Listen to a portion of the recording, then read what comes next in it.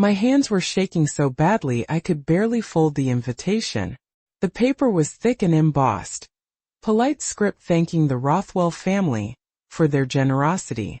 I stood in the chill of early evening, the oak doors of First Baptist Church locked and cold under my palms. From the tiny seams around the jamb came the organ, low and sure, notes that used to feel like home, spilling out into the parking lot. The scent of candle wax and coffee drifted through the crack, and my chest tightened like a fist. I'm 68. I grew up in that building. My husband Frank and I helped pour the pad for the fellowship hall back in the 80s. We raised our kids in those pews. For 40 years I taught the Bible study for the older women, and even when my arthritis flared and my hands knotted into painful little jokes, I kept showing up. That's why the check in my purse felt right, heavy with purpose. $85,000 from Frank's life insurance. I wrote it out with my own hand. I signed it for us. It was going to be a light for the church. A memorial for him. Pastor Reynolds took the envelope like I'd handed him a lamb. He was younger than most pastors we've had, polished, everything neat and measured. He kissed my knuckles when I slid the check across his desk. "Sister Eleanor, what a blessing," he said, and his grin was steady. I remember thinking his eyes were grateful. He promised me it would honor Frank. "I'll make sure it's done right," he told me. He squeezed my shoulder. There was a warmth that day that stuck to me like sunshine. I visited the artist's studio 3 times. I can still smell the grit of ground glass and the mineral tang when the cutter bit into a sheet. The craftsman had a small radio, and he played him softly while he worked a little triangle of blue into a face. I pressed my fingers to the workbench's edge, feeling the coarse wood under my palm, watching pieces nest into one another until the whole came together.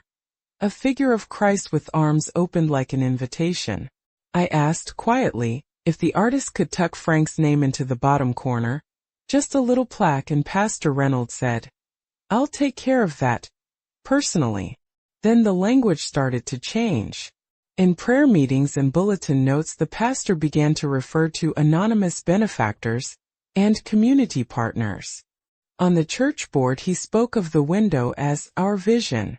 When I mentioned the plaque once in the hallway, he smiled that same even smile and said, "Sometimes true charity doesn't seek notice, Eleanor." He laid his palm over mine like he was tucking a blanket around a child. 3 days before the dedication, Diane, my friend, knocked on my door. I could tell something was wrong before she opened her mouth. Her eyes were puffy. Her usual neat hair was windblown. She held up an envelope with trembling fingers. "You need to see this," she said. It was an invitation. Goldfoil script. In grateful recognition of the generosity of the Rothwell family. I read it 3 times. The color drained from my face. There was an official-looking letter folded inside, typed on church letterhead. Pastor Reynolds thanking Richard Rothwell for his symbolic contribution, and promising to offer the Rothwells public recognition. The floor felt unsteady beneath me. For a moment I couldn't tell if my knuckles were cold or white with pressure. The receipt for the check was still folded in my purse. I could hear my own breathing, shallow, like someone trying not to make noise in a sacred place. On the evening of the unveiling, I drove slowly past the church, feeling like I was looking at a house I once lived in but didn't recognize. The stained glass was lit from behind, the colors bleeding into the dusk. I could see the silhouette of the cross and the broad shape of the figure.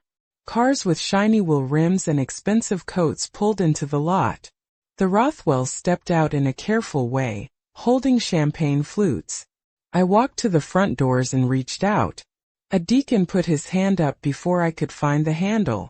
"I'm sorry, Sister Eleanor," he said. His voice had a rehearsed softness. "It's a private ceremony. My name is on the receipt in my purse," I said. "The money for that window came from—" "I'm sorry," he repeated, and in his eyes I saw the same look I saw the night my husband's hearing aid stopped working. Polite retreat, like someone who didn't want to know the truth for fear of being the one to make it real. I stood outside while they sang. The organ vibrated through the soles of my shoes. Voices I had taught to harmonize floated into the parking lot. My necklace, a tiny gold cross Frank gave me on our 25th anniversary, warmed against my sternum with my quick breaths. When the congregation began the last hymn, I thought maybe someone would hear, someone would stop. The front windows glowed, and for a second the colors thrown by that glass painted the asphalt jewel-toned at my feet. After the benediction, the doors opened like a release and people poured out. I had the receipt in my hand now, the church's acknowledgement stapled to the back. When Pastor Reynolds saw me, he made a surprised face that had been well practiced. "Sister Eleanor," he said. His voice was too light. "So glad you could join us." "You didn't invite me," I said. My voice came out softer than I wanted but steadier than I felt. "You thanked the Rothwells. In writing." He swallowed. His hand found a Bible at his hip. "We had to arrange seating," he began. "The Rothwells gave a generous gift to the parish." I reached into my bag and laid the check receipt and the letter on Diane's clipboard. Diane was there at the edge of the crowd, and something in her expression shifted, from shock to iron. She read the pages and looked up at him. The room around us hummed with small talk and the clink of glasses. A young man laughed loudly near the fellowship entrance and cut the air like a blade. "The light is beautiful," I said, looking up at the window where the plaque gleamed. It was small gold and perfect, with their name in neat letters. "But some things are seen better in daylight." Pastor Reynolds' smile thinned. A few heads turned. I didn't beg, I didn't cry. My knees ached from standing, and the skin at my wrist pulled taut over my wedding band. For 40 years I had handed out casseroles and knitted prayer shawls, had shown up on cold mornings and on hot Pentecosts. I had expected honesty, not invisibility. As I walked away I felt the weight of something unshackle. My shoulders had carried a lot of the church, dishes, casseroles, quiet confessions at the altar rail. The building might still be the place where our family history lived on granite and glass, but the truth was something they couldn't put on brass. I folded my hands over my purse, fingers finding the warm ring Frank had slid on my finger 43 years ago, and stepped into the night. My hands were shaking so badly I could barely fold the invitation. The paper was thick and embossed. Polite script thanking the Rothwell family for their generosity. "My dears, thank you so much for giving me a few minutes of your evening. I need to be honest. This channel is just getting started. Every new subscriber is a breath of life for us as we work toward our first 1,000. If this story touches you, please click subscribe, and if you'd like, tell me in the comments which city you're watching from." The morning it began to unravel, I woke to the smell of coffee before the sun broke. The kitchen window threw a pale band of light across the formica, and I could see the church steeple from my porch if I craned my neck just so. The bells hadn't rung yet, but I could hear the distant echo of a town waking. A mower, a dog barking, a radio faint through an open window. I made the coffee slow, like I always do, spooning grounds into the old percolator Frank used to tinker with. The ritual steadied me, soothed the tremor in my hands long enough to button my cardigan. Frank's photograph sat on the mantel, the same picture from our wedding day, his grin a little too bright in sepia. His jacket still hung over the back of the kitchen chair, the smell of his aftershave faint when I lifted it to fold. My fingers found my wedding band without thinking, fingers thickened by years of arthritis, and I stayed there a minute, feeling the metal press into my skin. It felt like a small stubborn proof that something had endured.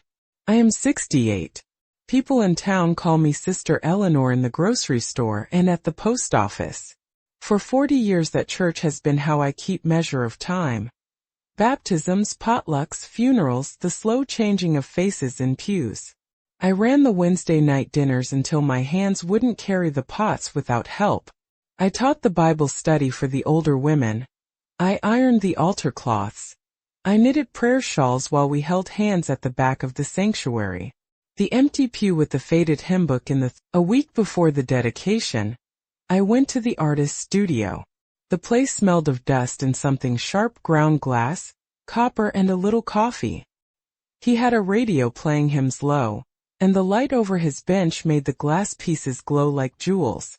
I watched him fit a little triangle of blue into a face. How his hands knew the shape before he did. I asked if he could tuck Frank's name into the lower corner, just a small brass plate. He nodded, and said the pastor had already approved the design. There was a good humility in that studio, a sense that the work bore witness to something larger. Pastor Reynolds' office smelled of lemon polish and new leather. He had a Bible on his desk with his name pressed in gold on the corner, tasteful and deliberate. When I slid the envelope across the desk, the check inside a heavy thing folded with my own fingers. His smile was even and bright. He kissed my knuckles like a grandson, saying, "Thank you, Sister Eleanor, what a blessing," he said, and then, "I'll make sure it's done right. I'll take care of that personally." There was a warmth in his grip that day. It settled in me like a promise. I told him about Frank, about his laugh and how he hummed under his breath while he built the fellowship hall in the 80s. I said I wanted his name there, a small marker of our life together. He placed his hand over mine then, the same way he'd done in front of the congregation, and murmured, "Sometimes true charity doesn't seek notice, Eleanor." His voice was soft, and for a moment I believed him. But over the next few days the language shifted. At the council meeting he spoke of anonymous benefactors and community partners. He began to refer to the project as our vision, as if the glass and sun and labor belonged to an abstract congregation rather than to the hands that paid for it. The choir kept practicing, the bell choir rehearsed in the loft, and somewhere in the hum of preparations a new detail warmed into place.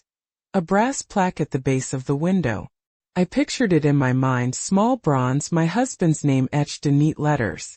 It felt like a stitch closing a long seam. Diane came by 2 nights before the unveiling.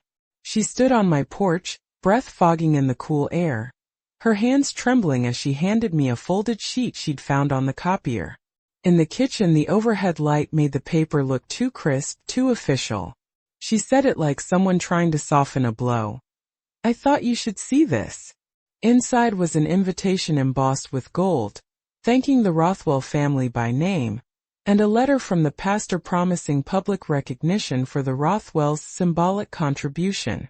I folded the paper and felt the edges cut into my palm. I had the receipt for the check in my purse. It made a small heavy clink like a coin. The world contracted to the sound of my own breathing, and the kettle beginning to rattle on the stove. Outside, the church bell began to toll, slow, patient, for notes that had always marked our Sundays. The sound came through the screen door and made the hair on my arms rise. There were small things I kept noticing that day. The violet curtain behind the pulpit, heavy and new, that swallowed the back wall in its shadow. The little wooden cross on the altar, worn from 100 prayers. The empty pew where Frank used to tap his foot to the hymns. Each one felt like a sentence in a story I thought I knew. But suddenly the punctuation had shifted. I folded my hands over the receipt and tried to tell myself the truth out loud.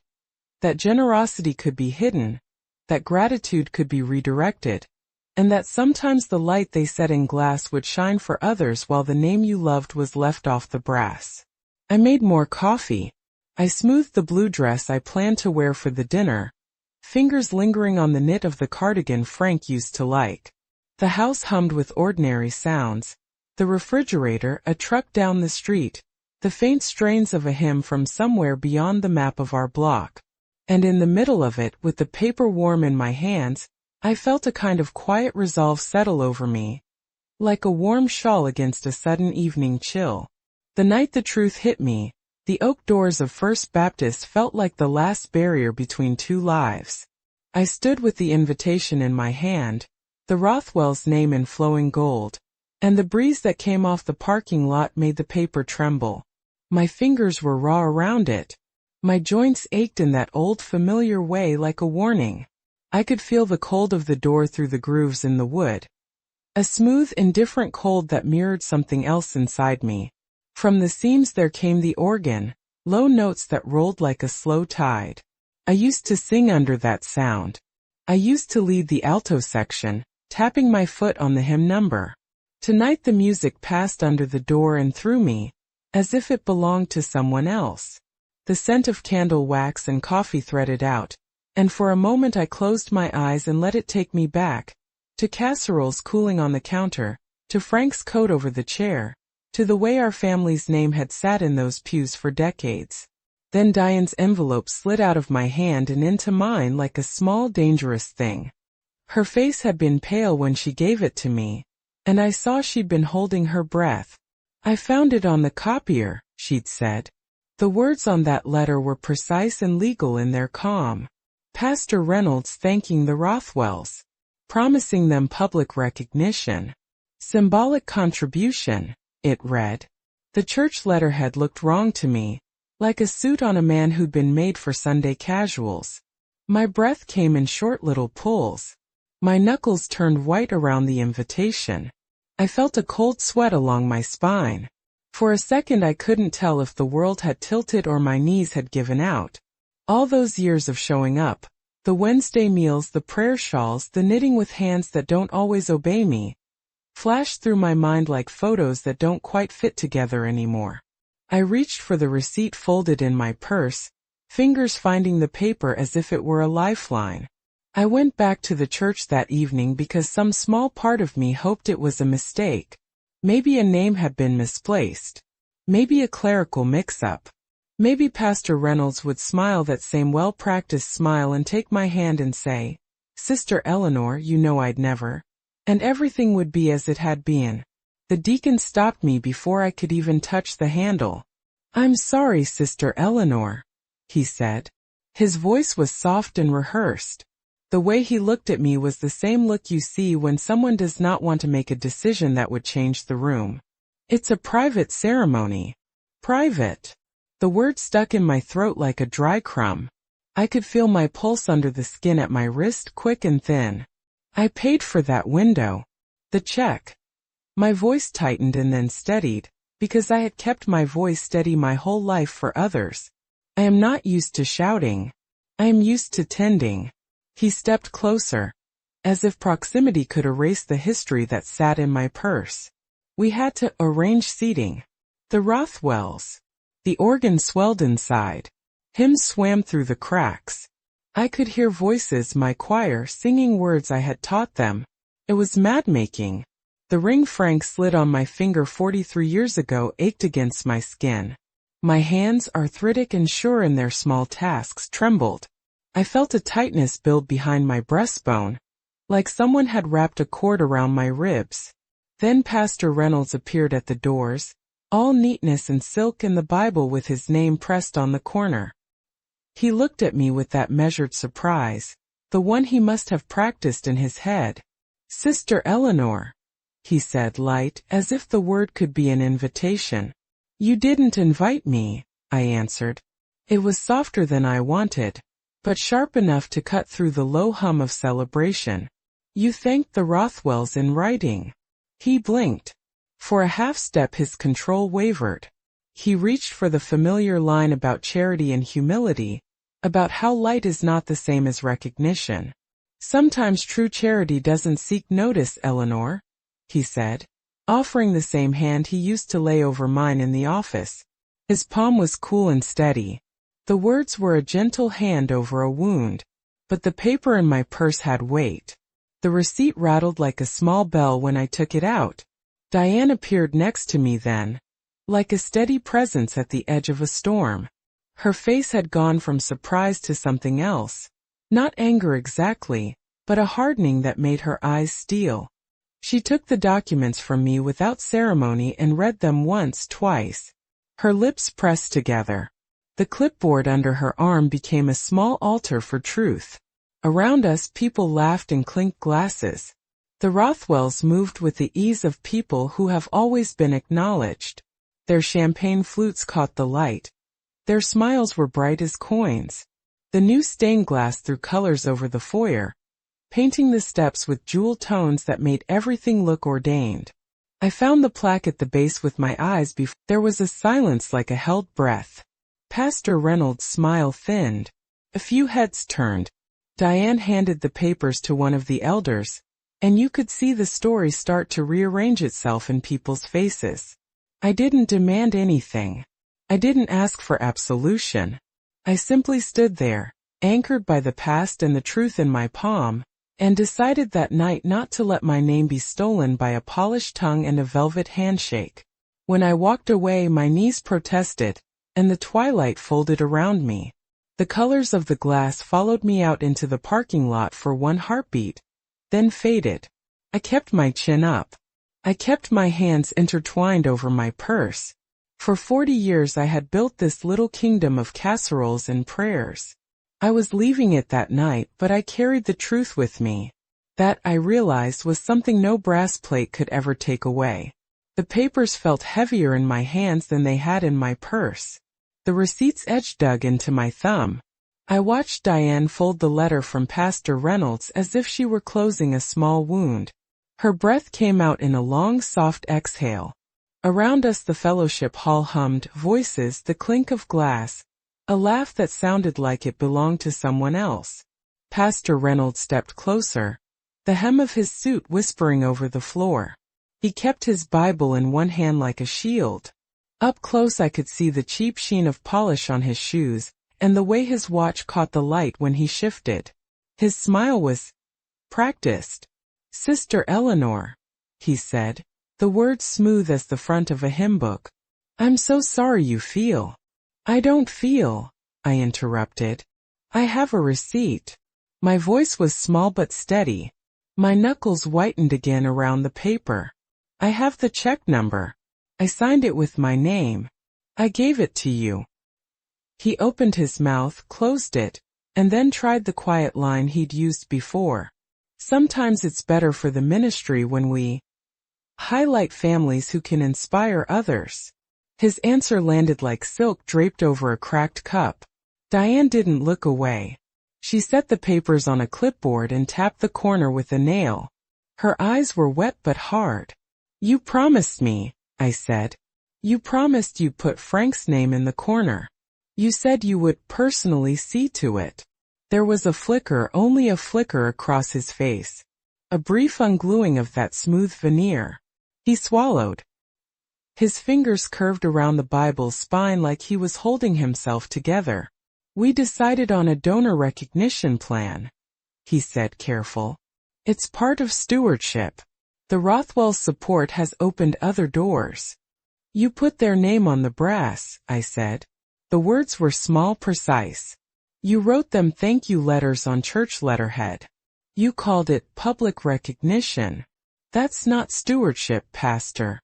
That's choosing who gets remembered." A ripple of sound moved through the crowd. A woman I've sung beside for years covered her mouth with a napkin. A man I'd helped carry to his car after surgery glanced at the plaque, then at me, then away. The window flung color across the linoleum, painting everyone with jeweled tones that made the moment look prettier than it was. Richard Rothwell drifted toward us as if the scene were a private play, and he had the right to the best seat. His smile was narrow and confident. He plucked the edge of the invitation from Diane's clipboard as if it were a menu. "Is there a problem?" he asked. He could make suspicion sound like concern. My hands trembled. Arthritis tightened like a fist around my wrists. I moved my fingers to the small cross at my throat. It steadied me. "Yes," I said. "The problem is your name on that plaque." Rothwell's brow lifted as if I'd complimented him. "We're happy to support the church," he said. "Public recognition encourages others. It's good for the community." He didn't mention the $85,000 check. He didn't have to. The absence was as loud as a struck bell. An elder, Mr. Hargrove, who'd been the choir director when I was younger, took the papers from Diane and read them slowly, as if the words were unfamiliar instruments. His face shifted from surprise to something like unease. He looked at Pastor Reynolds, then at me. He cleared his throat. "We'll look into this," he said. The sentence was meant to soothe the room. It had the roundness of an answer that promised action without naming consequence. Diane's jaw tightened. Her hand, the one with the red-framed glasses, curled around the clipboard so hard her knuckles were pale. Reynolds offered that gentle, schooling smile again. "We'll convene the board," he said. "There's always an administrative explanation." I thought of Frank in the old fellowship hall. I could remember his hands, calloused and steady, pressing boards into place. I remembered his laugh like a house settling. Those memories are like photographs I carry. Edges soften but the face is clear. I thought of the way he used to tip his chin at community dinners, proud but quiet. I thought of the brass plate that should have had his name, and how the light was now playing across someone else's letters. "Administration shouldn't need to hide things," I said. The words came out softer than a sermon but with the same truth. We taught our children to be honest around the table. We taught them to take responsibility. Someone near the refreshment table cleared their throat. A young man I'd seen on Sundays since he was a boy shifted his weight and stared at the floor. His cheeks were flushed. Gil can look like a tight jaw and unsteady feet. Reynolds' hand went to his Bible again. He didn't sound angry. He sounded practiced. "We must also remember charity is not about credit," he said. "It's about service." "That's not the point," I answered. "The point is trust." I folded the receipt with deliberate care and held it up like a small flag. We trust one another with our stories. We trust one another with what we give. When that trust is broken, the light on the glass doesn't change what's been done in the dark. For a moment nobody spoke. The colors from the window crawled over the linoleum and pooled like quiet. Diane's hand brushed my sleeve. It was a small human thing. A touch like a benediction without words. Her eyes met mine and I felt something uncoil inside me. The long coiled thread of fury and grief loosening. I could have demanded the name be changed then and there. I could have asked the church to return the plaque, to make a public confession. But what I'd learned over 40 years of casseroles and bedside prayers is that humility and shame rarely move quickly. Truth sometimes waits for its own time. Instead, I folded my hands around my purse and let the receipt sit on Diane's clipboard. I let the papers be read. I let the people look. I let them carry their colors out under the light they'd chosen. As I turned to leave, the winter air hit my face, sharp and clean. The parking lot light buzzed above. For the first time that night I felt my spine straighten, not from anger, but from something steadier. Whatever comes next, I thought, I will not be made invisible. Behind me I heard Pastor Reynolds speak again, to someone I couldn't see. His voice was low, the sort you use to rearrange rooms. I walked away with the sound of the organ still in my ears, the memory of the window's colors following me like a shadow. The church would keep its glass. The Rothwells would keep their plaque. But the truth was out in the evening air, and that, I knew, would not be so easily locked away. After that night, the change was not dramatic. No raised voices in the supermarket, no banners on the church lawn. It was quieter. It came in the small shuts and the shortened greetings, the way a room will cool when a window is closed. I woke the next morning and listened for the kitchen clock like it might tell me how long I had left to be seen. Sundays felt different first.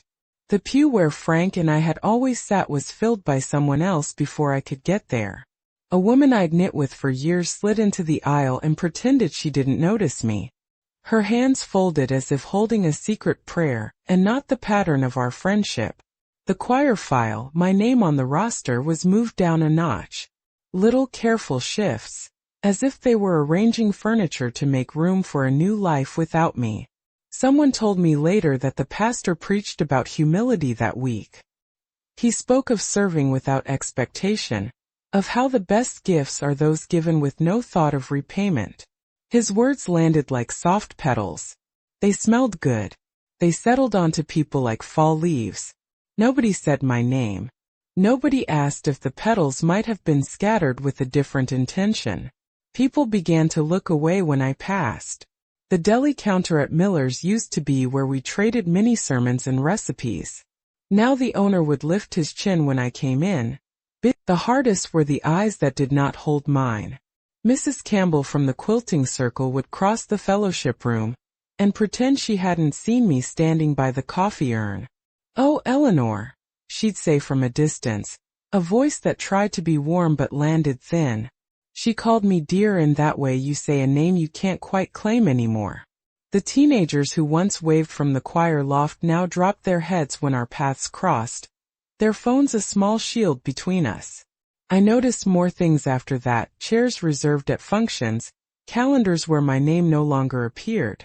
Diane quietly stopped asking me to lead the Wednesday meals. "We'll find someone else," she said, her lips working around the words as if they were thorny. She would not meet my eyes then, not because she wanted to hurt me, but because there are loyalties that look like chains. I could see the tug between her loyalty to me and her fear of being severed from the church she'd served for as long as I had. Gossip lived in the soft edges of conversation. You could feel it like draft under a door. At the hairdresser's, the woman cutting my hair lowered her voice when she mentioned that situation, and then glanced at the window as if the street might be eavesdropping. Someone suggested charity is complicated. Someone else said there are always two sides to every story. The phrases were polite, like someone trying to avoid cutting fragile glass. There were a few small kindnesses. Mrs. Alvarez left a casserole on my step once, wrapped in foil and smelling of tomato and basil. Diane brought me Sunday's bulletin and set it on my counter without comment. But those were islands, brief, bright, and then the tide went out again. At council meetings, I was a folded shadow in the doorway. I learned that decisions were easiest when made behind closed doors. Meetings that had once been open and noisy were suddenly private, then administrative. An elder called me one afternoon and spoke with the careful cadence of a man trying to soften an inevitable hard thing. "We're considering donor recognition policies," he said. "We want to be equitable." The sentence was a slow, polite brush against the truth. The children who used to climb into my lap at potlucks no longer found their way there. One Sunday I crept into the back pew and watched families gather, watching how their hands found each other, how the laughter moved like light. I swallowed the urge to stand and speak plain. Instead I sat very still and listened. The organ sounded the same. The hymns were the same. But the room breathed differently. I could feel the space that had once been mine becoming occupied by a story I did not recognize. Sometimes, late at night, the sound of the organ from a distant broadcast would float through my open window. It would be soft like memory. My hands would remember the feel of hymn books and casseroles, and the steady press of accordion-folded bulletins. My arthritis would catch as I reached for the cross at my throat, and I would feel the weight of the ring Frank gave me. It steadied me the way a hand on the back steadies someone getting up out of a chair. Diane stood by me when she could. Her visits became matches in a dark room. I would wait for the small flame, for the brief warmth of someone who knew. She carried the clipboard sometimes, and when she did her fingers would rub the edge of the paper like a ritual. Her lip would tremble as she read the letters we had handed the elders. She told me once, under her breath, "They're afraid." She didn't mean me. She meant the people who measure themselves by how polished their pews appear from the street. The rumor shifted into policy. Invitations stopped arriving. The church newsletter, in which my name had been printed 100 times, moved on as if a photograph had been cropped. I found myself rearranging my life to fit the new margins. I started walking in the mornings, past the steeple at a respectful distance, listening to the town wake without me as part of its map. It hurt, yes. It hollowed me in places that hurt for other reasons too. The absence of comfort after a hard day. The loss of a place to put down the small burdens and have them shared. But in that hollow there was a clarity. People can choose what they will honor in polished brass. They cannot erase the memory of the dinners I served, the prayers I offered late into the night, the hands I held at bedside vigils. Those things live in me like photographs pressed into an album. They are not public plaques. They are quieter. They are true. When friends avoided me, I learned to practice a different kind of courage, one that did not demand the room's attention. I learned to be visible without their acknowledgement. I walked my neighborhood with my head held so my shoulders didn't curl inward with the effort of being unseen. I kept the receipt in my purse not like a weapon but like a note to myself. I know what I gave. I know who I am. The doors might close. People might look away.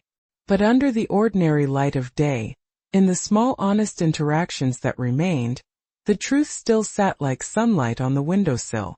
The organ swells and my breath goes small.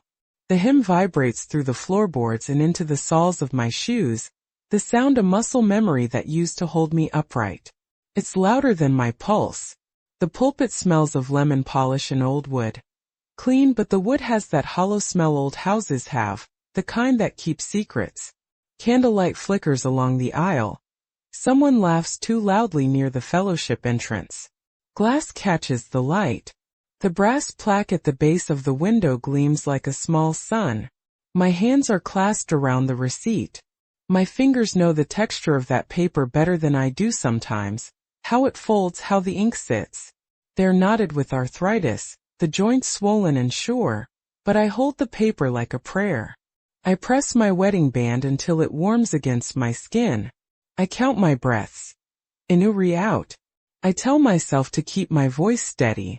The world asks me to be small, so I make myself deliberate. A deacon and a pair of elders stand between me and the door. One of them gives the smallest of rehearsed smiles and steps back, opening the door just enough for the congregation to stream out, like a tide making room. A draft moves through and for a second the flame of the votive on the lectern flares. Then gutters. I don't plan it. It happens because a door opens and air moves and flame answers. The light goes down a notch, and it feels like something inside me flicking in sympathy. I feel every eye catch the motion, then find me. Pastor Reynolds materializes with the kind of timing he's practiced. His suit is a precise gray, his Bible embossed with his name, his smile measuringly surprised. He looks the way polished things look, perfect at a distance, fragile up close. For a beat his face is an instruction in how to be affable. Then he sees the papers in my hand. "Sister Eleanor," he says, voice too light. The syllables are tidy. His hand reaches for the familiar script, charity, humility. Like he's opening a book he's read before. "I didn't come to the celebration," I say. My voice is lower than I expected. It carries anyway. "I came for the truth." The words feel like stones I am setting down carefully, each one deliberate. Diane is at my elbow, her clipboard a quiet brand of blunt truth. She takes the receipt from my fingers without drama and reads, and then she reads the typed letter from Pastor Reynolds. The letter's line about public recognition for the Rothwell family sits there plain as daylight. Her mouth presses into a line, the way a seam holds when someone tries to close it. She looks up at him, and in that look there is a decision you can see in the set of someone's jaw. There's a hush that isn't quite silence. The organ's last note is still buzzing like an insect caught in amber. Glass tinkling from somewhere close. A child's whisper. The air is thick as bread dough waiting to be punched. Pastor Reynolds tries the soft script. "Sometimes," he says, slow and practiced, "charity doesn't seek notice. We want the ministry to flourish without attachment to names." His hand finds the Bible at his hip like a talisman. It's an instinct. I think of all the times I slid a casserole across that same pulpit for someone too tired to cook. I think of the way Frank's elbow used to brush church benches on his way to sit down, quiet, unassuming. My throat tightens. I set the receipt down on Diane's clipboard where everyone can see the ink and the number and my name. The paper makes a small, definite sound. "I have a receipt," I say. I hold my hands open so they see the tremor. "I signed the check. I gave it to you." A murmur claws through the room. Richard Rothwell steps forward like a man claiming something by right. His smile is thin, the kind that practices generosity in front of mirrors. "We're pleased to support the church," he offers, smooth as a coin. Recognition, and the candle has gone out. The crucifix has fallen. Two ordinary accidents, and suddenly the room feels like a body where something has been broken. I can feel my breath catching. My hands find each other again and I interlace them like rosary beads, trying to calm the tremor. The ache in my wrist is sharp, a reminder of other nights awake by hospital beds and kitchen stoves. I breathe on purpose, 3 counts in, 3 out, because if I let my chest heave the way grief wants to, I'll be undone right here on the church steps. "This isn't about humility," I say. My voice is steadier than the tremor of my fingers. "This is about trust. We give to one another with the expectation that our stories will be held." I look at him, then at the brass plaque gleaming below the window. I let my gaze rest on the neat letters spelling a name that is not ours. Some faces go slack, some harden. A few avert their eyes. Pastor Reynolds' practiced smile thins. You can see the calculus as he weighs a dozen quiet options. The Rothwells hold their champagne glasses like shields. The room rearranges itself in the space truth makes. Diane's hand on my sleeve is warm. Her eyes meet mine. There's a benediction in that look. No words, just a promise that this paper will be read, that someone will listen. I could have begged, argued, demanded the brass be changed here and now. But that night I had learned that spectacle would not stitch the wound. I fold my hands over the receipt, feeling the ridged ink through the paper like a map back to who I am. The organ plays on, the hymn long finished, and people move around us, colored by the stained glass I paid for and the story they were given instead. The light spills over the linoleum and over my shoes. I turn and the porch air hits my face, cold and clear. Behind me, a fallen crucifix and a dead candle make a neat little tableau. The moment is loud enough to be a sentence. I walk away with my shoulders eased, walking out of a room that will have to decide what to do with the truth now parked on a clipboard for all to read. The week after the unveiling, the world felt smaller in a good way. Not because the brass had been changed or because the Rothwells had owned up. None of that happened overnight. What changed was the air around me. Truth had been set down on a clipboard where people could see it. That small, simple act created a crack where light could get in. Diane knocked on my door on a Thursday afternoon with her glasses on the end of her nose and a folder tucked under her arm. Her hands were steady, more steady than mine had been that night. She sat at my kitchen table, the sunlight making the paper edges gleam, and she folded her fingers as if she were tucking something precious away. "Eleanor," she said, and for the first time since the ceremony the tone in her voice didn't have the tightness of someone trying to hold 2 loyalties at once. "We spoke to Mr. Hargrove. He read the receipts.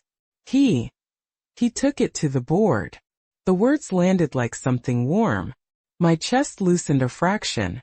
A couple of days later Mr. Hargrove himself came by.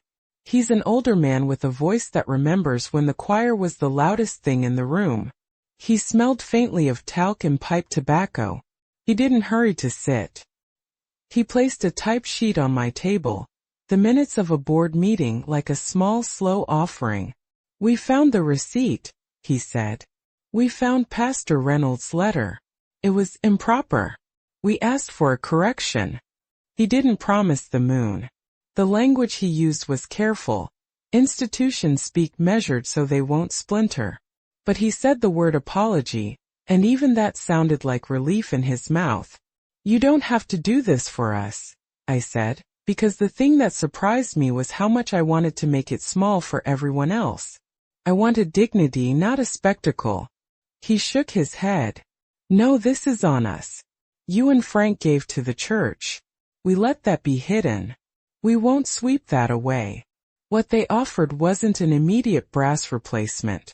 They proposed a correction in the next newsletter, a small ceremony at the next Sunday service where Frank's name would be read, and quietly, because the board feared more public drama, A small plaque inside the fellowship hall acknowledging the true donor.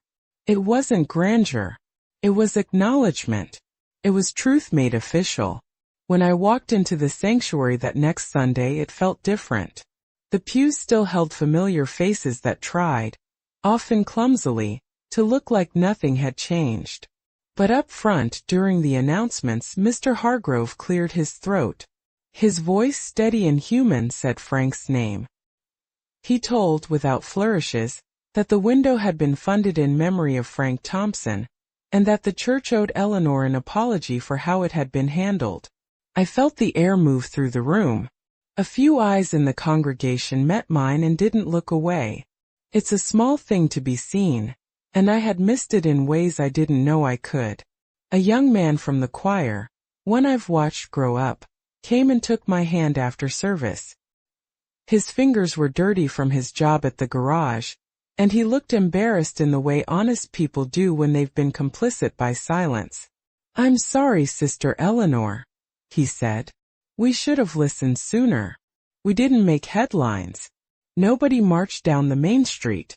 There was no dramatic firing, no thunderbolt." Pastor Reynolds stayed.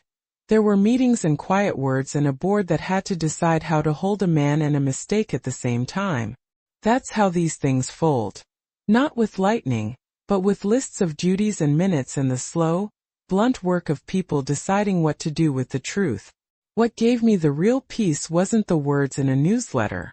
It was the small kindnesses that returned. Diane started inviting me back to the Wednesday dinners again. Not with public announcement, but with a phone call that said simply, "We could use you." Mrs. Alvarez left another casserole at my doorstep. The man from the plumbing store, who'd always stood back in the line, stopped me in Kroger and said he had told his wife about Frank's laugh. He brought me a bag of oranges from his tree. The plaque in the fellowship hall wasn't flashy. It was modest bronze, tucked beneath the case where they keep the old hymnals.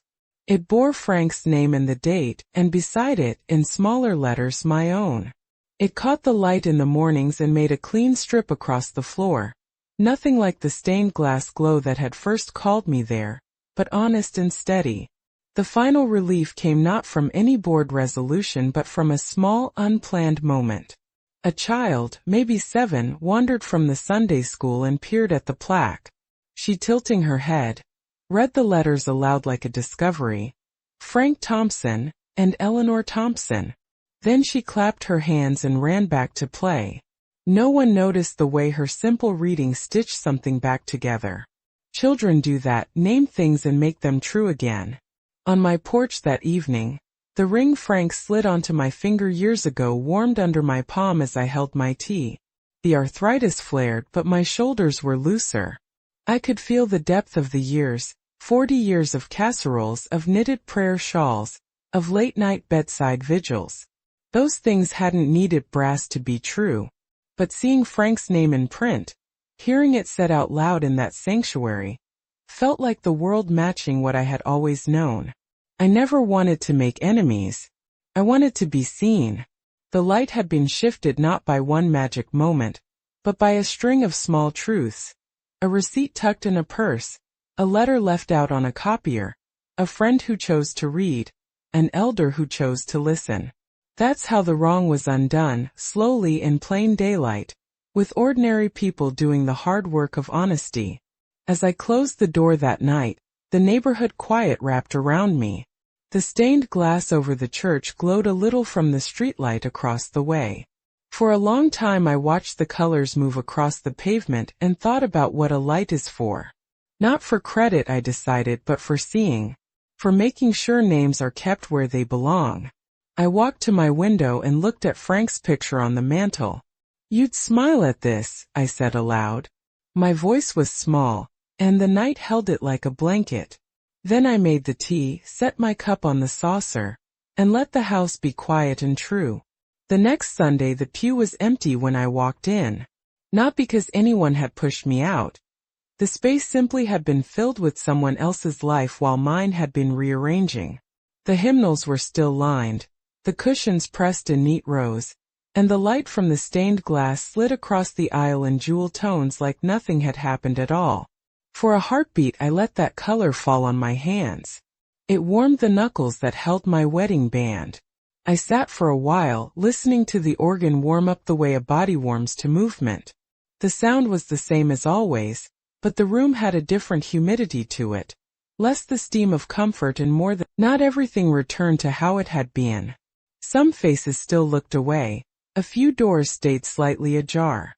There were conversations that would not be patched by a line in the newsletter.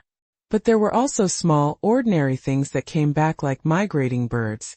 Diane asking if I could spare an hour to chop vegetables for Wednesday night.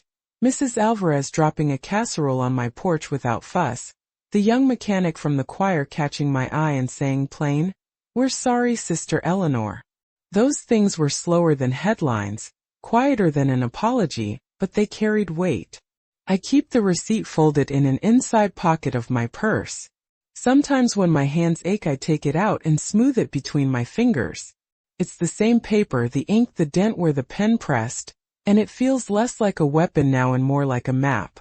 A map of what was given and what was nearly taken. It reminds me that truth is a small, stubborn thing that can be held and carried. On some mornings I walk by the church and sit on the bench beneath the magnolia tree. The bench is splintered in places where someone carved initials years ago. Its paint is thin, and the wood remembers rain. I imagine Frank sitting there, hat in hand, murmuring something about the neighborhood kids. The church steeple stands like it always has, but I watch it from a distance that's gentle. The town goes on. I go on. There are nights when the house feels very large and quiet, and I make the tea slower than usual. The photo of Frank sits on the mantel, his grin in sepia. I talk to him sometimes the way you tell a story to someone who is already there in every sentence. "You'd have laughed," I say, and the room listens. The ring on my finger warms when I slide my hand over it, and the little cross at my throat cools and steadies me. The plaque in the fellowship hall is modest. It's not in the same place as the brass on the stained glass base. It sits under the case with the old hymnals, a private thing in a public house. When the morning sun hits it just right, the letters pick up a thin gleam. The first time I saw the light catch Frank's name there, something in my chest eased as if an old hinge had been oiled. It wasn't about bronze or glory. It was about a name kept where names belong. I learned, in the months that followed, how fragile pride is and how stubborn the small acts of decency can be. I learned which hands would reach for mine and which would hang back. I learned to take my dignity in small parcels. A casserole accepted without being announced, an elder who spoke plainly when he was asked, Diane who would sit with me on slow afternoons and fold letters like soft paper prayers. There were days when I thought about the scene at the doors, the organ vibrating through the parking lot, the way the candlelight pooled in the wind. Those images still come sometimes like films played in a headroom at night. But they no longer trap me. I carry the memory of a different image now. A child clapping after he read a plaque, a small hand in mine after service, Mr. Hargrove's quiet apology across the kitchen table. Those are the frames I keep. One evening not long ago I stood in the dark of my living room and watched the light from the street lamp draw a thin strip across the floor. The wind picked up and moved through the neighborhood, lifting the edges of fallen leaves and pushing at the church door some distance away. There was a sound soft at first like a hand closing an old book. It was the wind catching a door and shutting it, the little final note that says a chapter is done. I felt my shoulders drop. It was not a door slammed in anger but a hinge eased to rest. I thought of the empty pew, and then of the little bench under the magnolia. I heard the echo of footsteps walking away, not the quick stamp of someone running from shame, but the steady, deliberate pace of someone who has decided to keep living.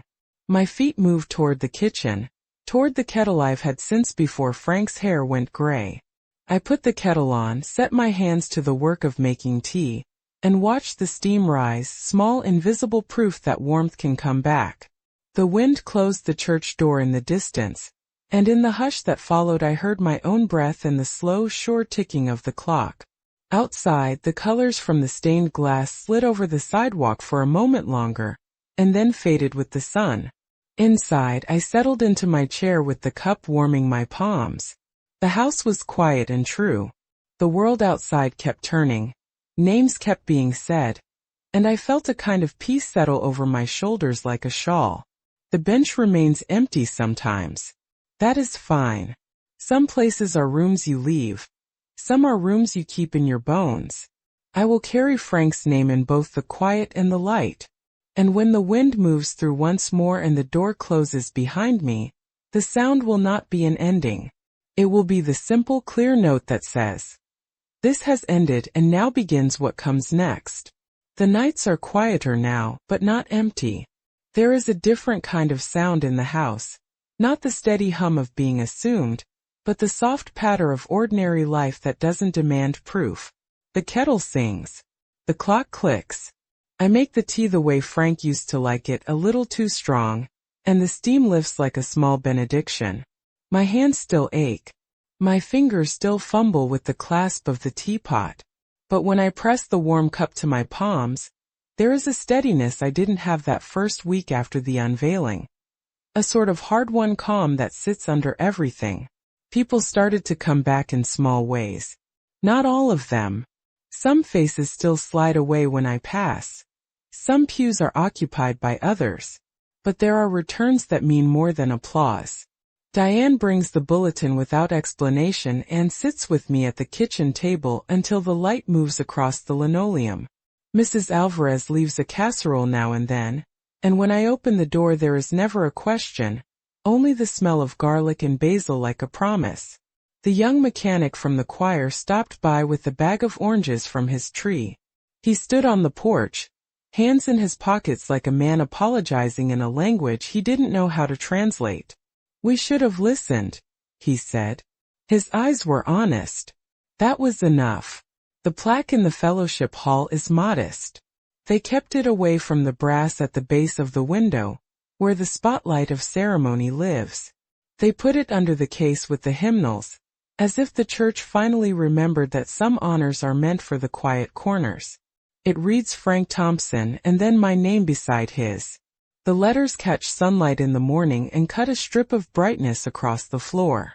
The first time I saw it I felt the strange relief of a wound being touched gently, not with a show of oil and salt, but with something steady and true.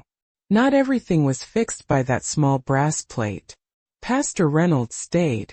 There were meetings and minutes and the slow recalibration of a building that holds both praise and human error.